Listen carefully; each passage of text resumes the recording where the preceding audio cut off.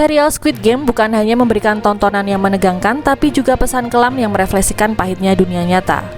Sejak sebelum serial Korea ini dirilis di Netflix, sutradara Hwang Dong-hyuk sudah mengatakan Squid Game adalah sebuah analogi dari sistem kapitalisme yang tumbuh dalam masyarakat.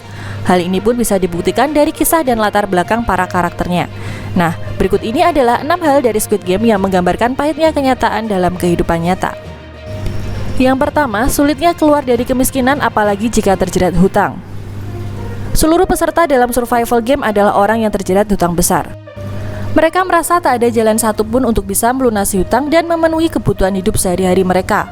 Satu-satunya jalan hanyalah bertaruh nyawa dalam survival game tersebut. Sebegitu buntunya pikiran mereka, bahkan mereka menganggap bertaruh nyawa dalam permainan mematikan itu masih lebih baik dibanding hidup tanpa harapan di luar. Inilah yang membuat sebagian besar peserta kembali bertanding dalam kompetisi tersebut.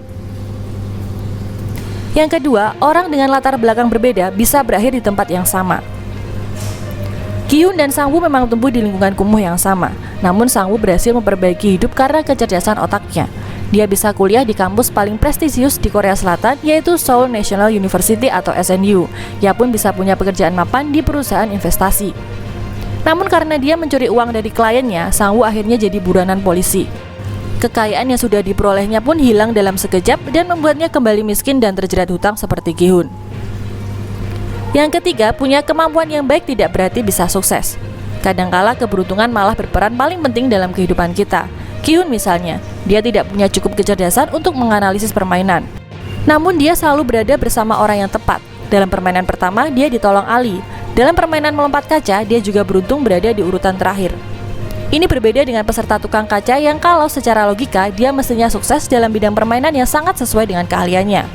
Sayangnya, dia bertemu Sang-woo yang licik dan membuatnya harus tewas mengenaskan. Jangan lupa juga, dia pun dicurangi oleh penyelenggara acara yang mematikan lampu agar dia tidak bisa menganalisis kaca. Dalam kehidupan nyata pun, keahlian yang kita miliki belum tentu bisa mengantarkan kita ke tingkat kesuksesan yang diinginkan. Masih ada peran seperti status sosial, lingkungan sekitar, keberuntungan, serta momen yang tepat yang sulit untuk diprediksi oleh siapapun. Yang keempat, diskriminasi gender. Hal ini tergambar pada sosok Nimyo yang sangat direndahkan Dokso karena ia adalah seorang perempuan. Dokso hanya melihat perempuan itu sebagai objek saja, bukan manusia yang layak dihargai. Nimyo juga langsung disingkirkan oleh Dokso sebelum permainan tarik tambang karena pria itu hanya menginginkan orang-orang yang kuat secara fisik. Yang kelima, di negara kapitalis, orang kaya pun punya kekuatan dan berkuasa. Permainan mematikan ini jelas dirancang hanya untuk menghibur orang-orang dengan kekayaan berlimpah. Mereka juga bisa seenaknya mengubah peraturan kalau permainannya dianggap kurang seru dan kurang membuat para peserta kesulitan. Semakin para peserta sengsara, semakin mereka senang dan terhibur. Yang keenam, korupsi akan selalu ada.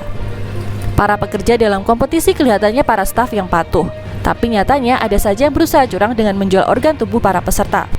Mereka bahkan berani mengajak peserta yang merupakan dokter untuk ikut membantu dengan imbalan bocoran permainan. Ini adalah sebuah gambaran secara tidak langsung bahwa dalam sebuah organisasi nyaris selalu ada beberapa orang yang ingin mengambil keuntungan pribadi. Itu tadi 6 hal dari Squid Game yang merupakan refleksi dari kehidupan nyata.